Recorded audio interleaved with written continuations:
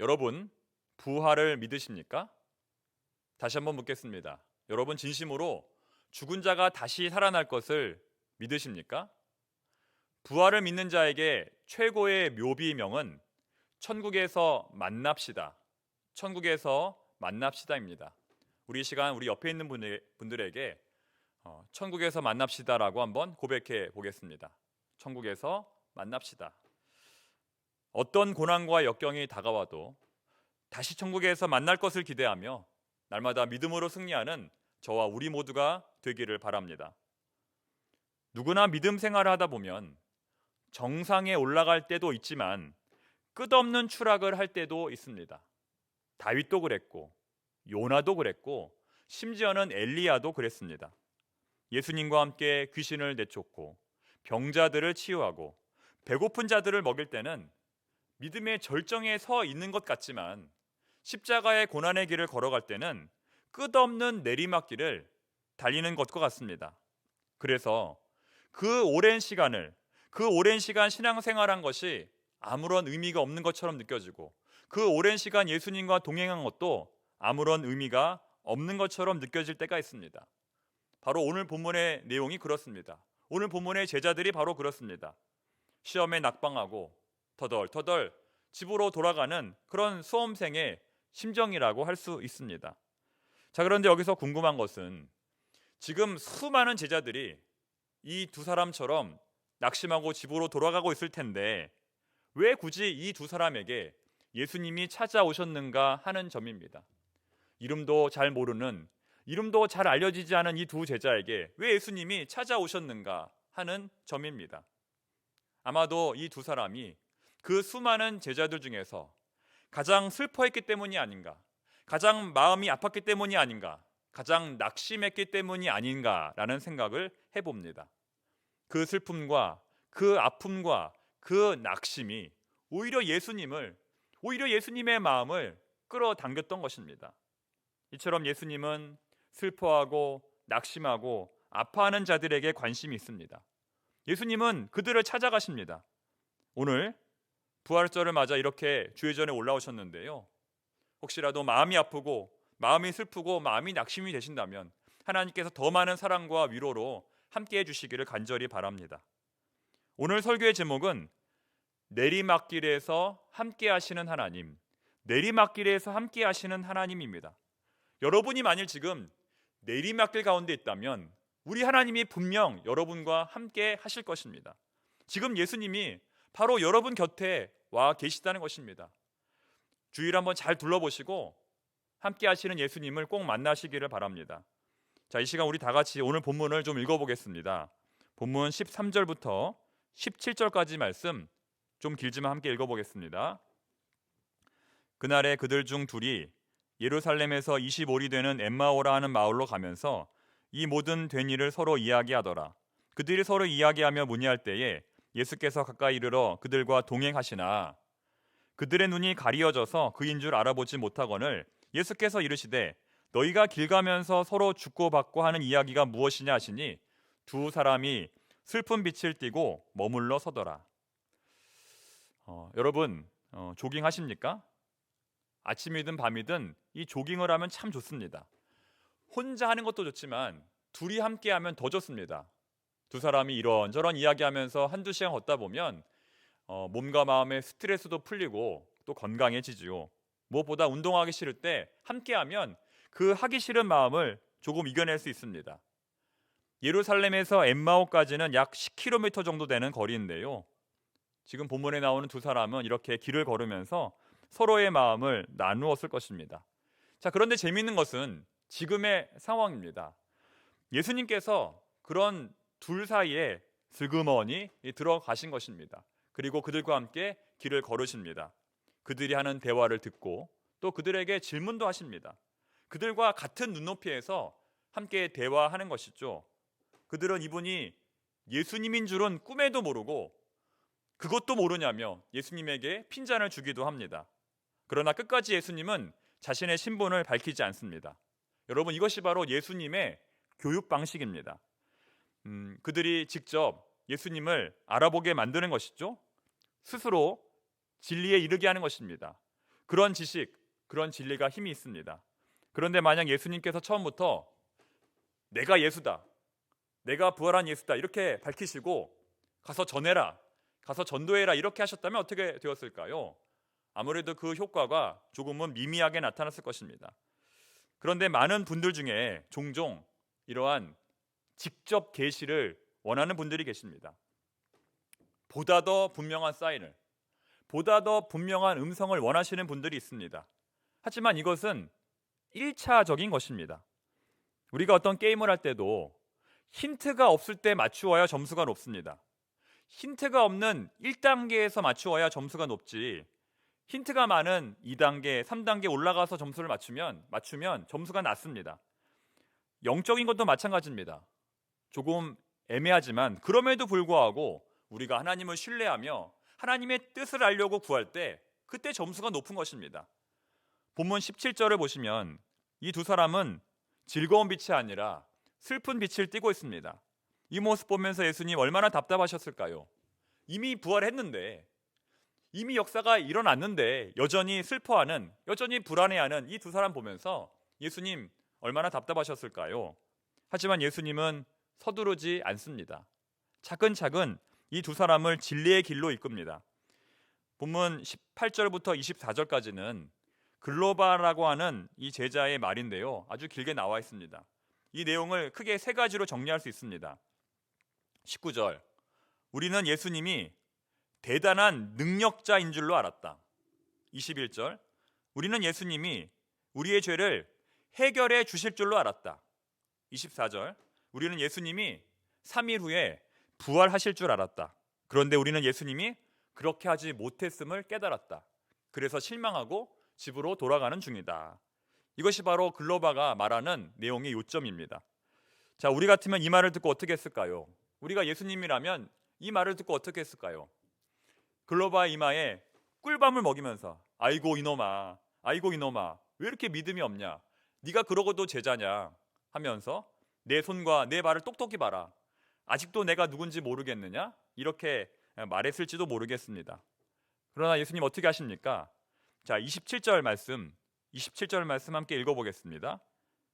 이에 모세와 모든 선지자의 글로 시작하여 모든 성경에 쓴 바 자기에 관한 것을 어떻게 자세히 설명하시니라. 이처럼 예수님은 아주 친절하게 성경의 말씀이 무엇을 의미하는지 자세히 설명해 주셨습니다. 이 말씀을 들을 때 제자들의 마음이 어땠습니까? 이 말씀을 들을 때 제자들의 마음 어땠습니까? 아주 뜨거워졌지요. 32절입니다. 그들이 서로 말하되 길에서 우리에게 말씀하시고 우리에게 성경을 풀어주실 때 우리 속에서 마음이 뜨겁지 아니하더냐 하고, 예수님께서 말씀하실 때 성령의 역사가 나타나 그들의 마음이 몹시 뜨거워졌음을 우리가 알 수 있습니다. 이처럼 예수님은 이 부활의 기적은 조금도 보여주시지 않고 대신 성경으로 말씀해 주십니다. 다시 말해 예수님은 말씀으로 예수님을 만나지 못하면 아무리 놀라운 기적을 경험한다 할지라도 아무런 소용이 없음을 지금 이 시대 우리에게 알려주시는 것입니다. 누가 부활하신 예수님을 만날 수 있는가? 누가 부활하신 예수님을 만날 수 있는가라는 질문에 대해서 예수님은 오직 성경으로 부활하신 예수님을 만날 수 있다라고 우리에게 말씀하시는 것입니다. 사랑하는 성도 여러분, 오늘 부활하신 예수님을 만나기 위해 이 자리에 나오신 여러분, 반드시 성경 말씀을 통하여 부활하신 예수님을 꼭 만나시기를 바랍니다. 뿐만 아니라 오늘의 본문은 우리가 예수님을 만나기까지 꼭 필요한 과정이 하나 더 있다고 말씀하고 있습니다. 우리가 예수님을 만나기 위해서 꼭 거쳐야 하는 과정이 하나 더 있다고 말씀합니다. 자, 무엇일까요? 오늘 본문을 보시면 이것을 했을 때 제자들이 비로소 눈이 떠지고 눈이 밝아지고 예수님을 알아보게 됩니다. 자, 무엇입니까? 자, 본문 30절, 31절 함께 읽어보겠습니다. 그들과 함께 음식 잡수실 때에 떡을 가지사 축사하시고 떼어 그들에게 주시니 그들의 눈이 밝아져 그인 줄 알아보더니 예수는 그들에게 보이지 아니하시는지라. 자, 무엇입니까? 무엇을 했을 때 제자들이 비로소 예수님을 예수님으로 알아보게 되었습니까? 바로 성찬입니다. 성찬이 끝났을 때 그들의 눈이 밝아져 예수님을 예수님으로 알아보게 되었던 것입니다. 이만큼 성찬은 우리 신앙생활에서 중요합니다.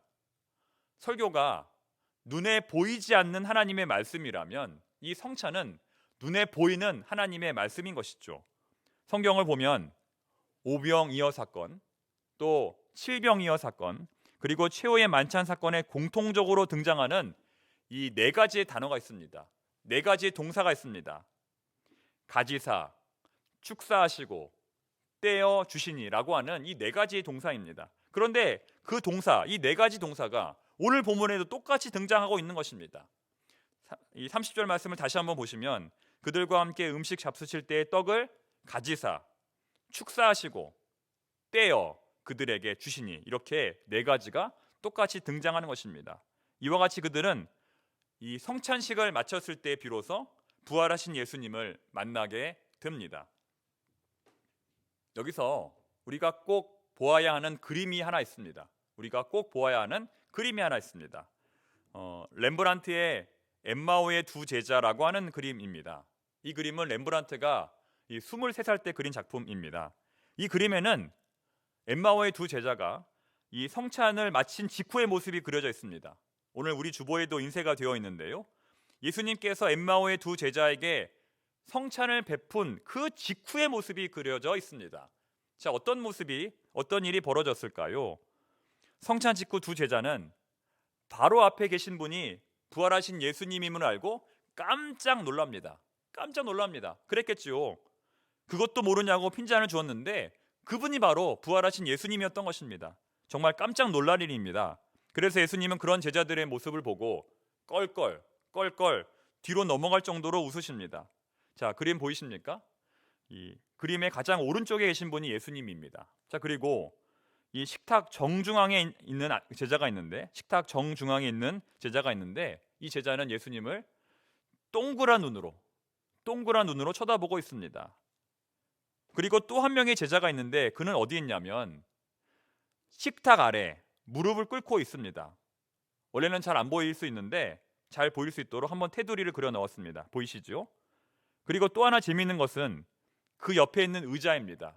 그 옆에 의자가 있는데 그 의자가 제대로 서 있지 않고 넘어져 있습니다. 자, 왜 그럴까요? 이 의자는 이 무릎 꿇은 제자가 얼마나 황급히 그런 행동을 했는지를 상상하게 만드는 의자입니다. 얼마나 황급히 엎드렸으면 이렇게 의자가 벌렁 뒤로 자빠질 수 있겠습니까? 학자들에 의하면 이 무릎 꿇은 제자가 바로 이 누가복음을 기록한 이 누가라고 말합니다. 의사 누가, 알고 계시죠? 아주 유명한 사람입니다. 하나님 앞에 정말 귀하게 쓰임 받은 그런 사람입니다. 의사로서 누가는 바울에게 또 어떤 의료적으로 또 지식적으로 많은 도움을 주었을 것입니다. 그리고 그가 기록한 이 누가복음과 사도행전은 교회사에 있어서 정말 무엇과도 바꿀 수 없는 귀중한 가치를 지니고 있습니다. 본래 이 두 권의 책은 한 권의 책이고, 그래서 누가복음은 누가복음이 아니라 누가행전이라고 불렸다고 하죠. 누가는 누가복음과 사도행전에 이어 세 번째 책을 기록했을 가능성이 높은데 아직 발견되지는 않고 있습니다. 바로 그 의사 누가가 이 엠마오의 두 제자 중 한 사람이었다는 것입니다. 여기서 중요한 것은 그가 누구냐가 아니라 사실은 그가 이렇게 거듭날 수 있었던 까닭은 오늘 이런 예수님과의 만남 때문이라는 것입니다. 어찌 보면 그는 아주 평범한 식사의 자리에서 부활하신 예수님을 경험하게 된 것입니다. 이처럼 예수님의 부활은 우리의 일상과 아주 멀리 동떨어져 있는 것이 아니라 우리가 평소에 먹고 마시는 그 일상의 삶 가운데 가까이에 있는 것입니다. 아무렇지도 않게 먹고 마시는 그 일상의 삶 가운데 우리 주님께서, 부활하신 예수님께서 늘 동행하신다는 것입니다. 자, 이제 오늘 말씀을 맺겠습니다. 사랑하는 성도 여러분, 오늘 예수님 만나셨습니까? 주시는 말씀 가운데 부활하신 예수님 만나셨습니까? 혹시라도 아직 만나지 못하셨다면 오늘 하루 먹고 마시는 모든 삶의 자리에서 우리 예수님 꼭 만나시기를 바랍니다. 아마도 여러분의 가장 가까운 자리에 우리 예수님이 계실 것입니다. 엠마오의 두 제자는 신앙의 내리막길 가운데 있었습니다. 인생의 내리막길 가운데 있었습니다. 그러나 그들은 그 낙심과 절망과 슬픔 속에서 오히려 예수님 만나게 되었고 새로운 인생으로 거듭날 수 있었습니다. 그래서 한 사람은 바울의 동역자가 되었고, 그리고 또 한 사람은 이 글로바라고 하는 사람이죠. 이 사람은 야고보의 아버지 알페오와 동일 인물로 추정이 되는데 초대교회에서 아주 중요한 인물로 쓰임 받았습니다. 그 은혜가 오늘 예배드리는 우리 모두에게 임하기를 바랍니다. 기도하겠습니다. 내리막길에서 함께 하시는 하나님, 낙심과 절망에 빠져 집으로 돌아가던 제자들을 만나 주신 것처럼 오늘 저희들도 만나 주시기를 원합니다. 말씀을 통하여, 식사 자리를 통하여 그 어떤 모습과 방법으로도 저희들을 꼭 오늘 만나 주시옵소서. 예수님의 이름으로 기도드립니다. 아멘.